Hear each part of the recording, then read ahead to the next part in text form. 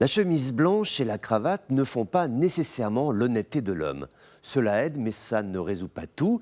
Il peut exister des parts d'ombre. Vous l'avez noté, les sièges sociaux des banques font toujours montre d'élégance, de sérieux, d'aisance financière.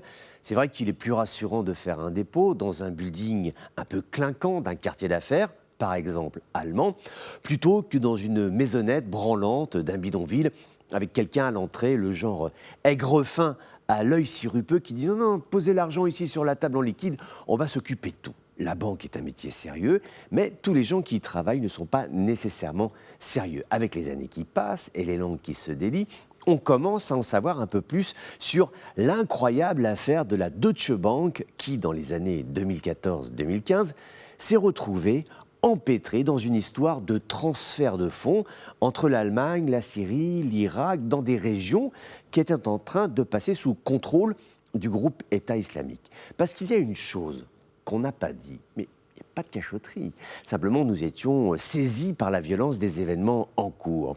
Mais une chose que l'on n'a pas dit, c'est qu'à Mossoul, en Irak, par exemple, quand Daesh prend la ville, les banques ne ferment pas. Bah oui, puisque ce sont elles qui détiennent les liquidités. On sait aujourd'hui que le groupe a contrôlé 121 agences bancaires, dont 84 émanaient de la finance publique, donc de l'État. C'était donc l'argent des citoyens. Le monde bancaire a continué de travailler, je dirais presque normalement, alors que la région était en guerre. Et parmi ces banques, la Deutsche Bank a été remise à l'ordre depuis. Elle a payé une amende pour ses agissements. Mais cela pose la question des actifs d'une banque internationale qui, soudainement, doit s'adapter à un pays qui sombre dans le chaos, et pas n'importe quel pays, la Syrie, mais aussi l'Irak, qui est une puissance productrice de pétrole et de gaz. Pour ce qui est de ces pays, pour qu'ils résistent, pour qu'ils ne s'effondrent pas, les banques ont donc continué de travailler. La Deutsche Bank, toujours elle, a accepté de participer à l'émission d'obligations d'État en Irak pour 6 milliards de dollars. Coquette somme.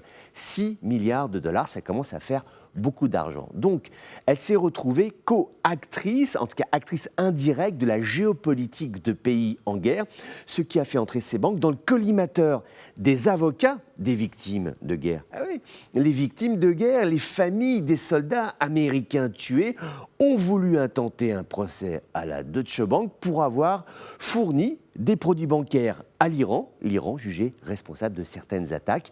Imaginez si demain, toutes les familles des victimes de guerre se retournent contre les banques en les accusant de financer les conflits. On ne va jamais s'en sortir, les banquiers vont vendre leurs buildings clinquants, on va dépenser tout notre argent devant les tribunaux.